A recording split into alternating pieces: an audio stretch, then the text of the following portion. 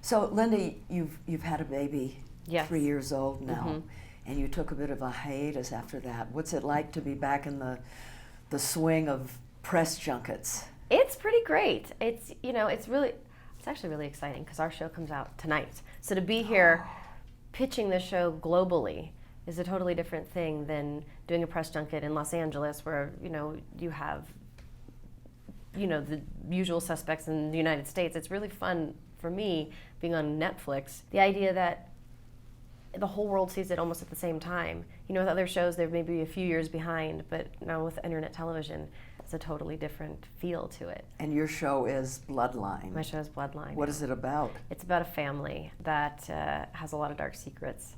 They have this beautiful reputation within their small community, and they will do almost anything to keep it that way. They think they are very good people, and when the eldest brother comes back, who is the quote-unquote black sheep, he sets into motion a lot of things that are very dangerous for everybody. You're working with some of my favorite actors. Sissy Spacek. She's amazing. Oh my gosh. She is amazing as a person and as an actress.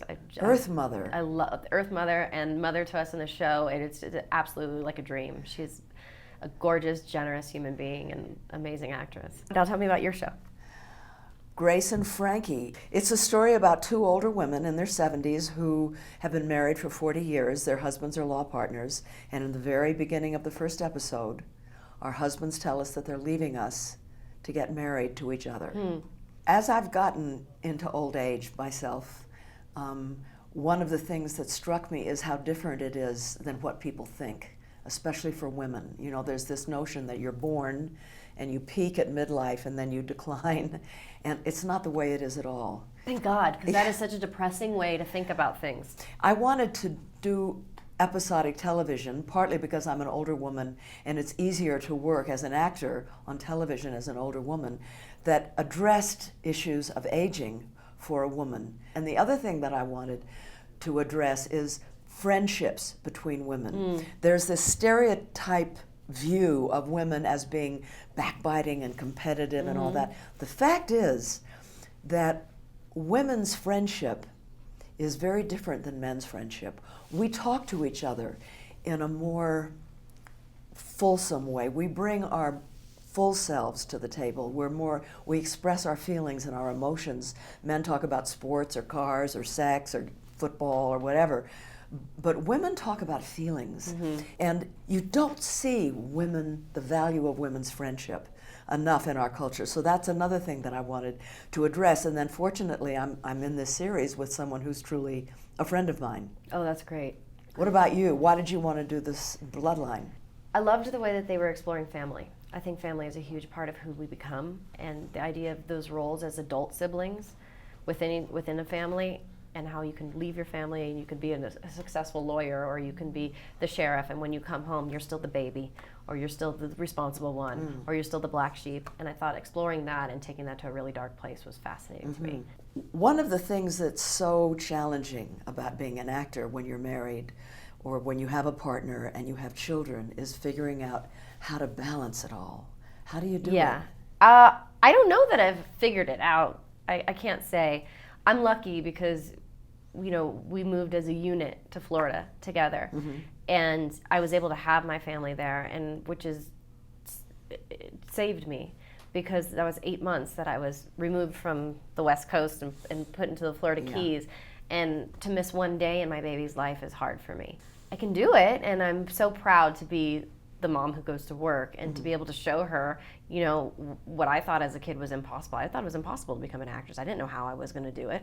Luckily I had a tiny screw loose that somewhere someone said you can do it, and some voice in my head, and I followed that, and I was able to do something I dreamt about. And so to be able to... So you did, from early on you wanted to be an Yeah, actor. from about 11 years old, I thought, okay. This is what I want to do. But I didn't know anybody who was doing it, and I didn't know that it was a possible career, really, at all. And it wasn't something that, like, you and your family is, you have such an amazing, legendary family, and you come from such wonderful pedigree of actors. My family, I didn't know anything about it, and to go and to actually do it seems like a dream come true. And so for me to be able to go to work and to show my daughter that if you believe in something or truly feel passionate about something, anything is possible.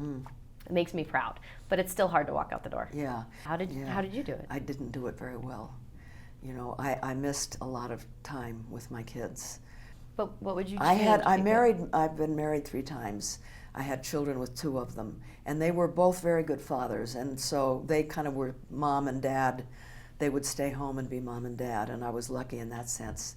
I tried as much as possible to work during school vacations so they could come to where I was, and where I was often pretty interesting. Yeah. You know, whether it was Colorado or England or France or Italy or wherever, you know, so they got to see a lot of the world because of that. But, you know, I wasn't with them sometimes for big stretches of time, and I really, I regret that. I think it's the biggest challenge of being an actor is figuring out how to keep a relationship going with your significant other and then keep it balanced with the kids. Yeah, do you have any advice? No. Except, well, you may have found the solution because I noticed that your partner is putting on your makeup. Yeah. Yeah. So that's a kind of a cool thing. I know. We're lucky because we can actually work together. So I couldn't have imagined that it would ever worked out that way because I didn't meet him working. I met him when we were kids. I know. So the idea that we both ended up being in Los Angeles doing what we do. You met in Catholic school, right? Yeah, we met in Catholic school. I was Was it love at first sight? 11, 12. I liked him. I thought he was cute. But we never really, we were always friends. Yeah. And never seriously dated. And then several years ago, we decided that seemed like a good idea. And then, here we are. Well, you look very Here we are in happy. Mexico City. Yeah. Well, I think having your significant other be someone that can come with you when you work is a big solution. Usually it's easier for the man. You know, it's like my dad always had a wife that would come with him because she didn't work. Gregory Peck, I made a movie with him here in Mexico City, and his wife was glued to his side the whole time. And I thought, well, that's the way to do it. But I married men who they had their own lives, so Right. it was difficult. I have a question for you before we go, and I know everybody wants us to go. Was there any kind of advice you could impart to young women, or was there something that in your career that happened to you that gave you greater insight?